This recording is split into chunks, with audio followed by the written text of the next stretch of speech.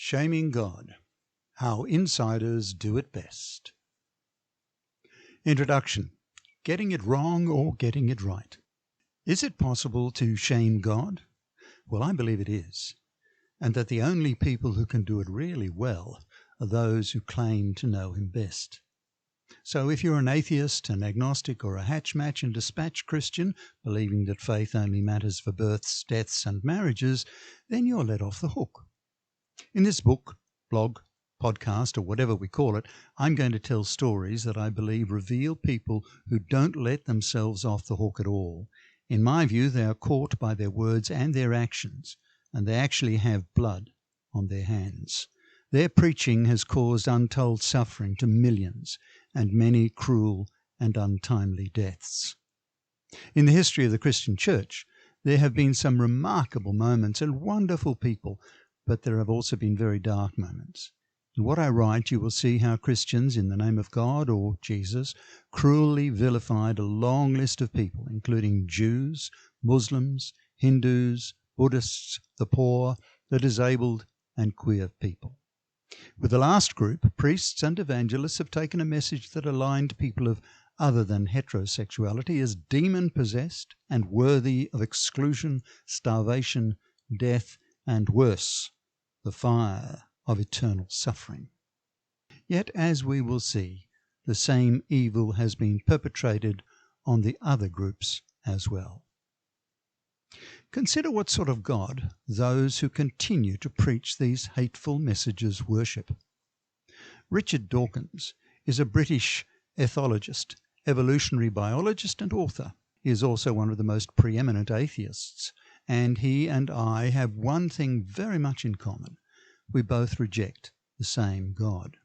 So let's see what sort of God Dawkins and I reject.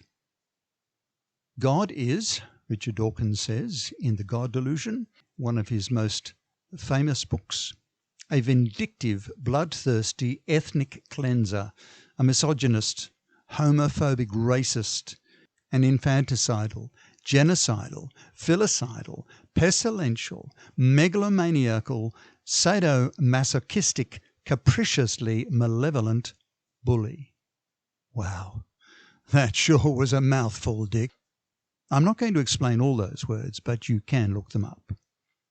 Dawkins' God, as he describes from his reading of the Old Testament and perhaps the book of Revelation in the New Testament, is a God well worth avoiding.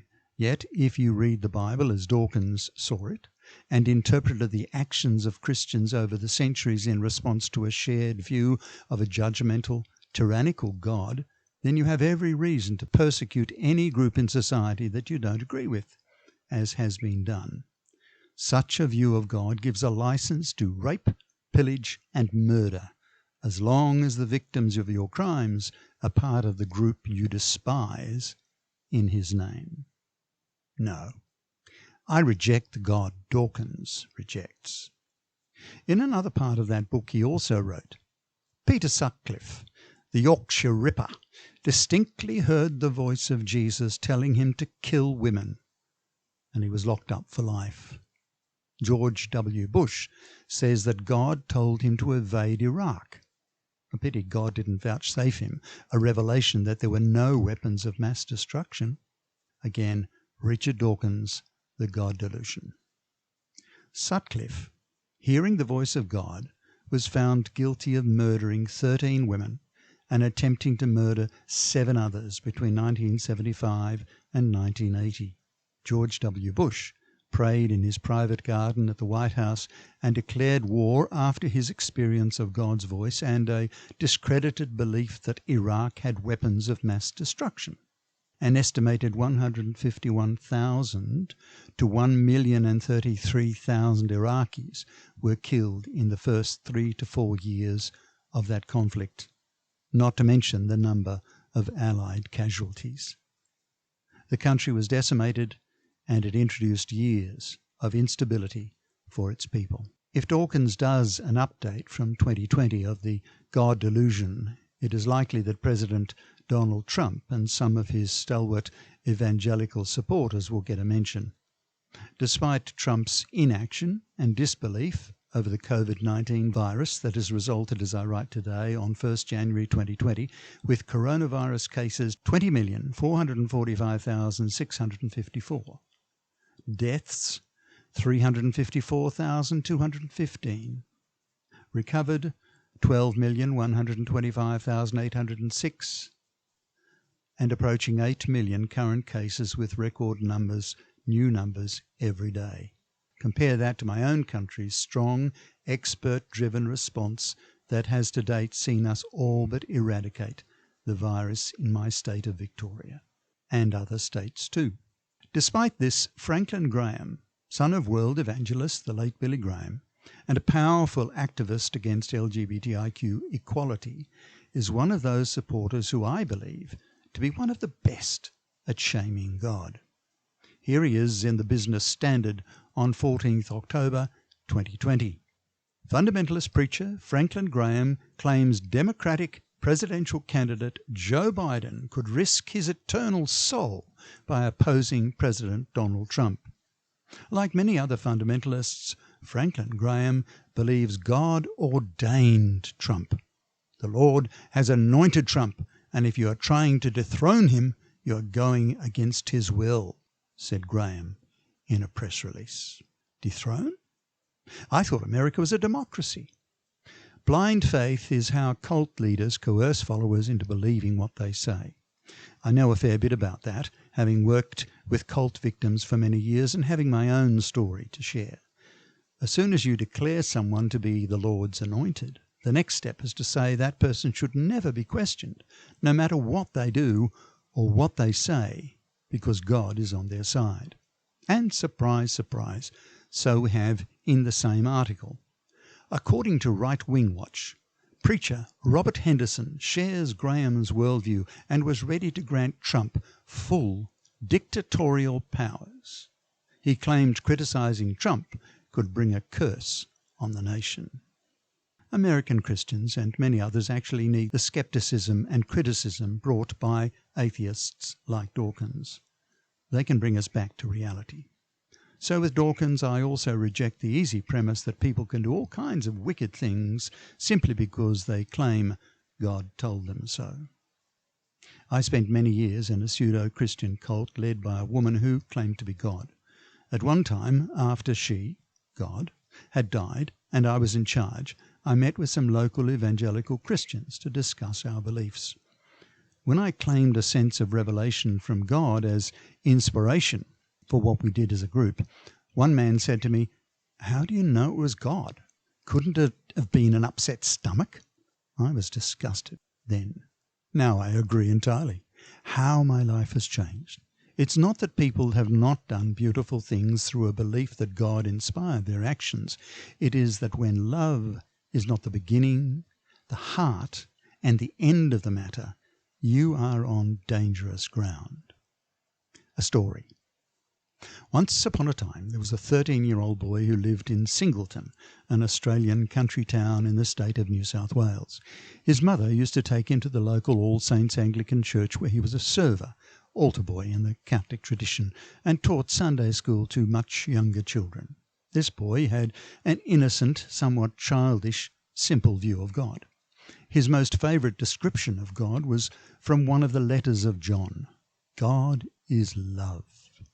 The boy pondered those words. It seemed to him that understanding the real meaning of those words summed up the whole history of God's relationship with humans.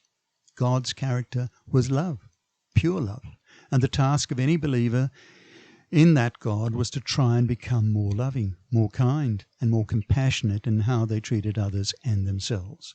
After all, the boy thought, when asked what the greatest commandment was, didn't Jesus answer, "Love the Lord your God with all your heart and with all your soul and with all your mind. This is the first and greatest commandment, and the second is like it. Love your neighbour as yourself. All the law and the prophets hang on these two commandments." So love seems to be very important in the scheme of things. The boy in that story, in case you haven't guessed already, was me. Now, 55 years later, I am in many ways a disillusioned Christian. As a husband, father and grandfather, I've seen the best and the worst of Christianity and some other religions in my lifetime. The worst makes me want to give it up entirely. It brings shame upon a faith that's meant to be good. It shames, if possible, God, who is the source of that faith. The best of Christianity I still hold on to with a loose and tenuous grasp. The best brings value to those beliefs, or is the outcome of that belief. In my journey as a frustrated Christian, I see it this way. I was at my best when I remembered God is love and saw myself and others in that light. I was at my best when that love was my motivation. That love, however, has to be all-encompassing. At the age of 19, my love for Jesus was such a passion that it caused me to give up my parents, my brother and sister, and my friends in pursuit of that love. I joined a fundamentalist evangelical group that provided simple black and white answers to the world's problems of good and evil, and we began to believe that we had all the answers that no one else had. No surprise that a few years later, the founder of that group, a woman called Violet Pryor, claimed to be God. In the book My Brother's Eyes, my brother John and I tell the outside and the inside story of our experience of that exclusive sect. It was a very painful journey that meant our parents died before my wife and children and I were reconciled to them. So much suffering caused to my wife and my parents and our siblings and families and to our own. All because the belief God is love was replaced in many ways by the God Dawkins rejects. Links to the audiobook of My Brother's Eyes, as recommended by best-selling authors Bryce Courtney, Philip Yancey, Colin Mason and Derek Hansen, will be provided on the Patreon and YouTube pages. Knowing how I got things so terribly wrong is a constant reminder that it is very easy for anyone to get belief in an unseen God wrong too. In Shaming God, How Insiders Do It Best, I will show how many people, like me, have got it wrong, that many public Christians, evangelists, television personalities, priests, popes, bishops and cardinals have forgotten the core message that is love in belief, love in words, love in action. It will also show that love never demands people behave a certain way, act a certain way, attend this church or that, and it doesn't control what they do with their money, their time, or their bodies. Love doesn't delight in calling others evil, but rejoices in the truth that is love, and so it protects, trusts, hopes, and perseveres.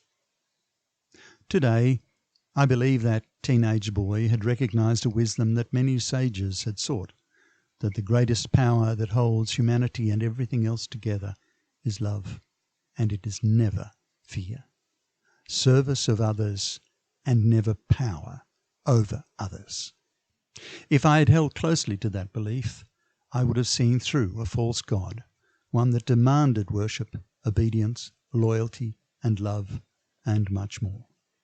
I didn't realize then, as I should have, that you can't demand love or worship. Anyone who has suffered through a toxic relationship with domestic violence knows that. The moment someone demands your love, you know they are incapable of loving you, because love is always freely given or freely withheld.